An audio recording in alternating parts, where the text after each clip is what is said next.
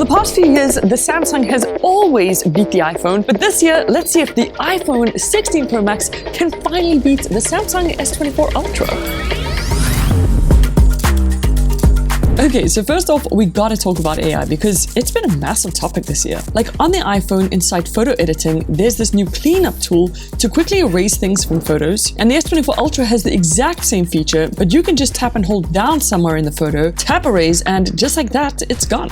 You get very similar results from both the phones, but you can do more editing on the Samsung, like moving things around in your image or scaling them up, or you can even straight up draw things on your image and generate that into your photo. I mean, that's pretty nuts. But with this Playground app, what the iPhone can do is you can just choose from a couple suggested options or text-based prompts, and verbam, just like that, you can generate almost any image just from text. Back on the iPhone, inside Notes, there's also this new image wand that you can use to circle around any one of your sketches and turn them into a much better generated image. As you can see, it also does a good job. But again, Samsung also has something similar inside the sidebar called Sketch to Image, where you can just draw something out, which is especially cool with the S Pen, and then turn that sketch into a generated image. So there's a lot of similar features. But where they differ slightly is like on the iPhone, you get Genmoji, where you can literally create custom emojis of pretty much anything you want. But on the Samsung, if you go into wallpaper and style settings, you get this option called generative wallpaper, which are basically AI wallpapers that you can make yourself, and the results are also really great.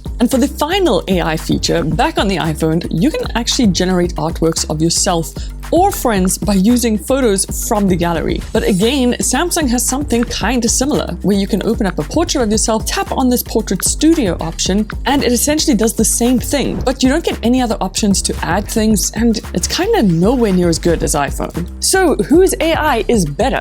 Well, Samsung did come out with this first, and it was fully fleshed out, but iPhone's does just feel a tiny bit easier to use and just better results, so it just gets the point, but there is something that Samsung does way better. Okay, now for customization, things are gonna get heated because both these phones are great at customization, but there are a few huge differences. Like for example, on the Samsung, you get great gallery widgets that support transparent PNGs, and iPhone, you just don't. The Samsung also has custom call screens, which I love, where you can add slick animated wallpapers, which the iPhone just cannot do. But the iPhone does have contact posters, which makes your contacts look sweet when they give you a call. But then again, Samsung has the exact same thing. With the S24 Ultra, you can also customize and resize its home screen tiles to have the exact look you want, and you can even adjust the size of the app icons now. And you also get themes, which I personally don't really use because I don't like the look of them that much, but at least you get the option on Samsung, and on iPhone, you don't really. Also, something that I think is so ridiculous is after years of waiting, only now we can move and change the color of the app icons. I mean, Samsung has had this for years. But what I do like on iPhone now is you can really customize the control panel, like a lot, and get super specific with it. But again, on Samsung, you've been able to do this for like forever. So although they have a lot of customization similarities, with Samsung, you can just do more, so it definitely gets the point. So if you're using a Samsung, there's a 99% chance you're either using Google Assistant or Google Gemini. But the reality is you can actually get both those on the iPhone as well. So to make this test fair, we put Bixby up against Siri, which recently had a pretty big update. Starting off with the easy stuff like set brightness to 100%. Okay, this is as bright as it gets. Done. And as you can see, no issues. But what about take me to the nearest gas station? As you can see, they both did a great job here as well. But let's kick it up a notch. Split a $420 bill with a 10% tip between 3 people. Okay, now this is interesting. Siri actually asked me to instead use ChatGPT, which is now built into Siri, so technically it did give me the right answer, but Bixby just couldn't even do it at all. But what about a slightly harder question, like, what are the top 5 smartphones of 2024? I didn't understand that. Bixby never seems to be able to give me a straight up answer, and Siri has the iPhone 16 Pro Max coming out on top of the Samsung. But I guess you guys are just gonna have to see my answer at the end of the video. So as you guys can see, the iPhone can use ChatGPT to answer pretty much any question you might have, so it can just do more, especially when asking harder questions. And because of that, the iPhone has gotta get the point, but Bixby wasn't that far behind. Alright, on to battery, and there were 3 tests I did. The first one was just a normal test using both the phones like I normally would use them on a day-to-day basis. Just at a standard brightness, watching YouTube, browsing social media, responding to messages, and taking calls. And for the iPhone, I got around 18 hours of battery life. For the Samsung, it did slightly worse at around 17.5 hours, so only a 30-minute difference, which isn't that big of a deal. But this really surprised me because iPhone's battery is usually much worse. It also has a smaller battery than the Samsung, and yet it lasts longer. But that's not all. The second test was charging, and this surprised me even more. So the iPhone still charges way slower than the Samsung at around an hour and 40 minutes, whereas the Samsung still charges as fast as ever at just over an hour. And I'll get to why that is so important just now. The third test I did was with wireless charging, and they both basically charge at roughly the exact same speed from around 0 to 100% in just 2 hours. So they're both quite similar, but before I assign the points, I first gotta show you this. To charge up both these phones, there's this sick charging station I found called the 3-in-1 MagSafe charger. And this is probably one of the most advanced chargers I've seen. Because firstly, it doesn't only charge an iPhone wirelessly, but it can also charge an Apple Watch and even AirPods at the same time. Secondly, wireless charging does usually take long, but with this, you can charge your iPhone in around an hour and 51 minutes. And an Apple Watch from 0 to 75% battery in an hour and 10 minutes. Plus, it actually keeps the iPhone nice and cool while charging, which most other wireless chargers don't do. And thirdly, it's cheaper than Apple chargers while being just as good. It's by ESR, and let me tell you a little something. They also have this iPhone hybrid case with something called a stash stand, so you can prop up your phone while watching videos, while also protecting the iPhone's camera from any possible scratches. And what I love is ESR also have you covered with a case for the S24 Ultra 2 that also has a kickstand, and even MagSafe for wireless charging or a bunch of other cool accessories. And here's the best part. You can pick all these up for 20% off, but only till Christmas, so check out the links down below. But back to which phone has the better battery. Even though the iPhone gives you an extra 30 minutes, in those extra 30 minutes, you can actually charge the Samsung to 70%, whereas the iPhone will take close to 2 hours. So Samsung takes the point for battery, but now onto camera. Okay, now for this test, I actually recently went all the way to Paris to test these cameras out and see which one was the best. And I started with portrait mode, where you'll see that there isn't that much of a difference between them, but I did notice that the Samsung struggled in some situations, like over here where it just couldn't blur out everything, and the iPhone seemed to have no issue. But don't get me wrong, the iPhone wasn't perfect at everything, especially with night photos where it had a lot of that classic iPhone lens flare, and the Samsungs looked top-notch. Then moving on to selfies, and you best believe it, I had to do this test with the selfie of the Mona Lisa. And honestly, this is where the Samsung really let me down. I just feel like it made my skin tone look pale in most of the shots, but the iPhone always had my skin tone looking 100%. And of course, I also did the classic zoom test, but from the top of the freaking Eiffel Tower, and as I expected, the Samsung kind of killed this one. You can zoom up to 100 times on the Samsung, and even though it does tend to over-sharpen its images, iPhones are super fuzzy and also dark, so if I was going to post one to social media, it would be the Samsung. But at the end of the day, the iPhone did just take consistently better photos and videos, giving it the point and putting it in the lead, but that just might change with special features. So both these bad boys come with a ton of special features. And we'll start with Samsung, which has the circle to search feature, where you basically hold down the bottom of the screen, then you can draw a circle around anything on the screen and it'll quickly search it in Google for you, which is pretty nifty. Or you can also just copy any text from the screen like this too, which again, super useful.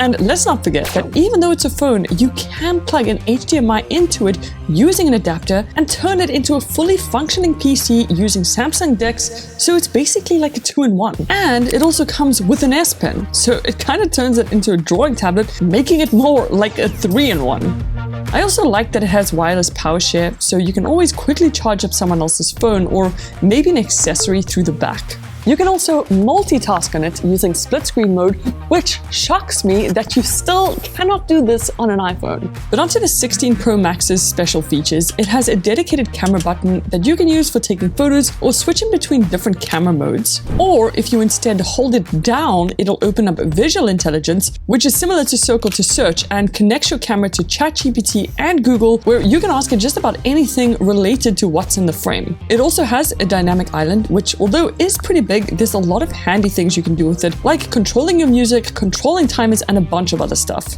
There's the name drop feature too, where you can tap your iPhone with someone else's iPhone and instantly share all your contact info with them. And this also works to quickly share any other files as well, which is so much better than Quick Share on Samsung.